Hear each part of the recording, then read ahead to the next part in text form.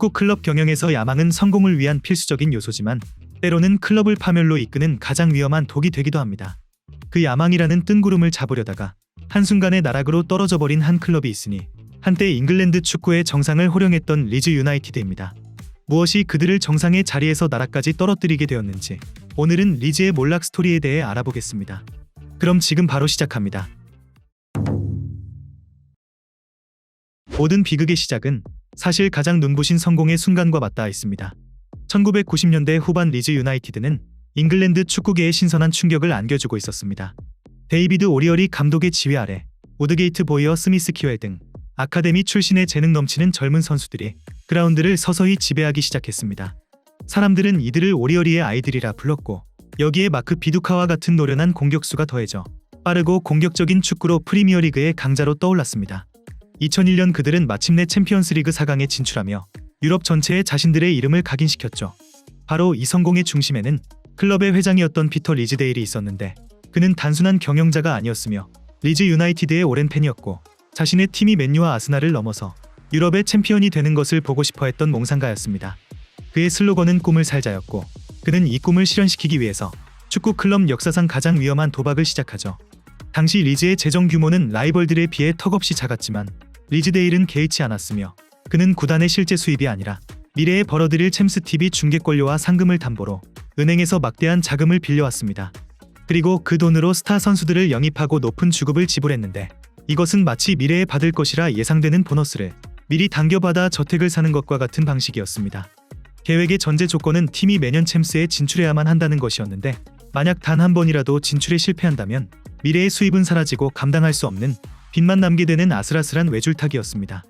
그들은 이 성공이 계속될 것이라 믿었고 그 믿음은 그들을 더욱 무모하고 위험한 다음 도박으로 이끌었는데 바로 잉글랜드 축구의 판도를 뒤흔들 역사상 최고액의 계약이었습니다. 2000년 11월 피터 리즈데일 회장의 꿈을 살자는 야망은 마침내 그 정점에 도달하게 됩니다. 그는 잉글랜드 축구계를 뒤흔드는 역사상 가장 무모하고 화려한 도박을 감행하는데 바로 웨스트햄으로부터 젊은 수비수 리오 퍼디난드를 영입한 것입니다. 이적료는 1,800만 파운드로 이 숫자는 당시 수비수로서 세계 역대 최고 이적료였으며 잉글랜드 선수로서도 역대 최고 기록이었습니다. 프리미어리그의 그 어떤 거함도 아닌 리즈가 이 천문학적인 금액을 지불했다는 사실에 축구계는 큰 충격에 빠지게 되었죠. 이 영입은 단순한 전력 보강이 아니었는데 그것은 리즈도 빅식스와 같은 수준의 클럽이다라는 선전포고였으며 이 계약서에 서명하는 순간부터 리즈는 더 이상 돌아갈 수 없는 강을 건너면서 구단의 재정은 이제 매년 챔스 진출이라는 단 하나의 시나리오에 모든 것을 걸어야만 하는 신세가 되었죠. 아이러니하게도 퍼디난드의 영입은 추락의 직접적인 원인이라기보다는 이미 깊이 병들어 있던 구단의 가장 화려했던 증상이었습니다. 그는 빚으로 쌓아 올린 제국의 가장 빛나는 왕관이었고 동시에 가장 무거운 족쇄였습니다. 처음에는 이 위험천만한 도박이 성공하는 것처럼 보였는데 퍼디난드가 합류한 0001 시즌에 퍼디난드가 이끄는 수비진은 안정을 되찾았고 팀은 마침내 꿈에 그리던 챔스 4강에 진출하는 위협을 달성합니다. 그래서 리즈데일 회장은 자신의 도박이 성공했다고 믿었는데 챔피언스리그 4강이라는 성과는 그의 위험한 재정 모델이 옳았음을 증명하는 것처럼 보였지만 그 누구도 이 영광이 사실은 파산으로 향하는 마지막 불꽃이라는 사실을 알지 못했습니다.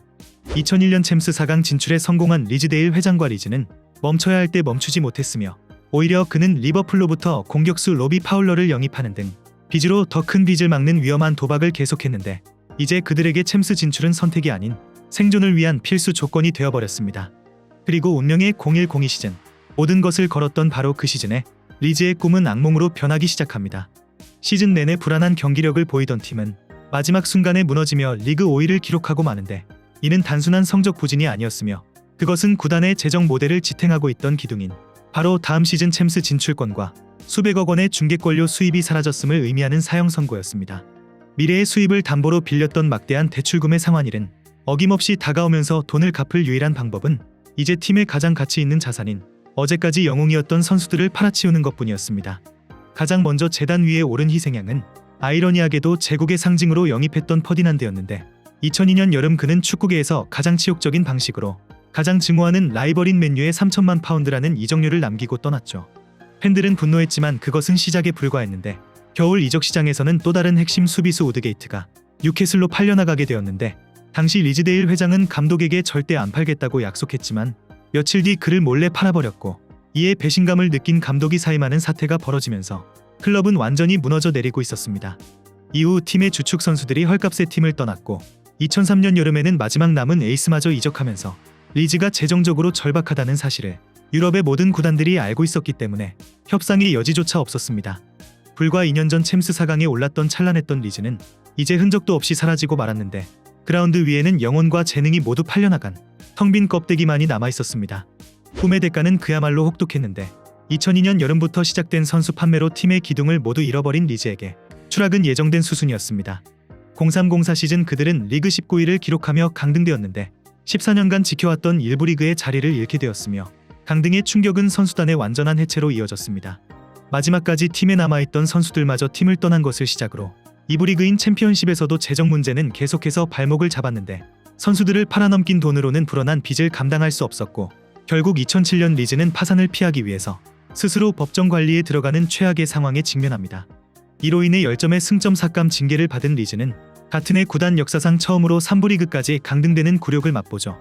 불과 6년 전만 하더라도 챔스 4강 무대에서 AC 밀란과 레알과 함께 어깨를 나란히 했던 팀이 이제는 클럽 규모가 작은 팀들과 경기를 치르게 되면서 꿈의 극장이 아닌 현실의 나락으로 떨어지고 말았죠. 그 후로 10년이 넘는 시간 동안 리즈는 기나긴 암흑기를 보내야 했는데 여러 차례 구단주가 바뀌는 혼란 속에서 그들은 2부와 3부를 전전하며 프리미어리그 복귀라는 닿을 수 없는 꿈을 꾸었습니다.